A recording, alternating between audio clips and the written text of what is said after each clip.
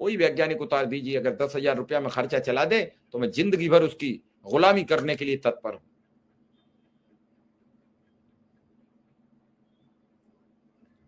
ये सबको पता है कि वोट कैसे मिलता है, ये सबको पता है बयान क्या दिया जाए, ये सबको पता है कि हमें जनता को क्या लुभाने सपने दिखाने, लेकिन ये किसी को नहीं पता है कि जिन सपनों को लुभाकर हम अपनी तरफ लोगों को खींच के लाए थे, क्या उन्हें हमने अंतिम परिणाम तक पहुंचा दिया? क्या जो न्याय की प्रतीक्षा में बैठे थे लाखों लोग, क्या उन्हें हमने न्याय दे दिया? ये किसी को पता नहीं। इसमें किसी की कोई गलती भी नहीं है। गलती है तो हमारी खुद की, समस्याएं बनी है तो हमारी खुद की, क्योंकि हमने समस्याओं से लड़ना सीख लिया, उनसे निकलना नहीं सीखा।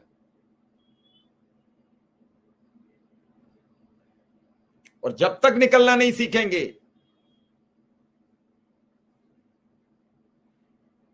तब तक कितना भी हाय तौबा कर लें, कितना भी हम ऊपर नीचे कर लें, कुछ नहीं। किसी के भरोसा रहा नहीं। आज क्या कहता है, कल क्या कहता है, परसों क्या कह देता है, कोई भरोसा ही नहीं बचा। लोगों को लगता है कि कोई आएगा, हमारी बात सुन लेगा,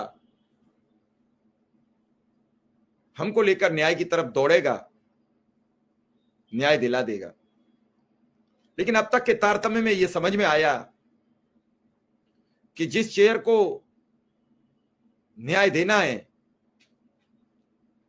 वो चेयर 1 मिनट का काम है ये कह देना कि हमने अनुदेशक और शिक्षा मित्रों का वेतन अमुक कर दिया। कोई पूछने वाला नहीं है उस चेयर से कि आपने इतना क्यों कर दिया या आपकी ये क्या ऐलान कर दिया। चेयर चेयर होती है, लेकिन वो चेयर बोलेगी कब, अपने मूल को खोलेगी कब, ऑर्डर के लिए फाइल को भेजेगी कब?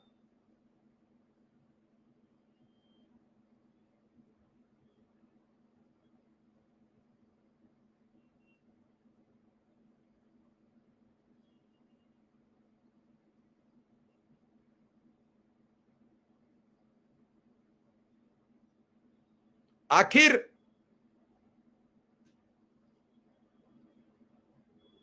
स्कूल,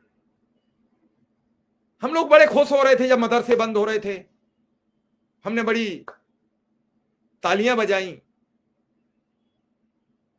अब स्कूल बंद हो रहे हैं तो परेशान हो रहे हैं।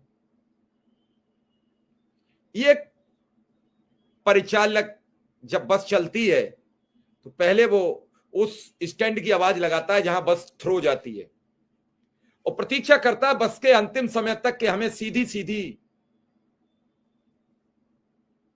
सवारियां मिल जाती तो हम सीधा बस थ्रो मार देते, और तब तक तो वो बीच की एक भी सवारी को सीट नहीं देता है, न बिठाता है, उनसे कहता है रुके रहिए आप। कभी कभी उसकी बस सीधी सवारियों से भर जाती है और वो अपना गंतव्य को चला जाता है, और जो सवारी बीच में जानी थी वो अपनी बैठी इंतजार दूसरी की बस का करती है। तो कभी कभी अंधेरे में भी चली जाती है, कभी रात हो जाती है, कभी दिन हो जाता है, बहरहाल कभी कुछ समय पहुंचती है।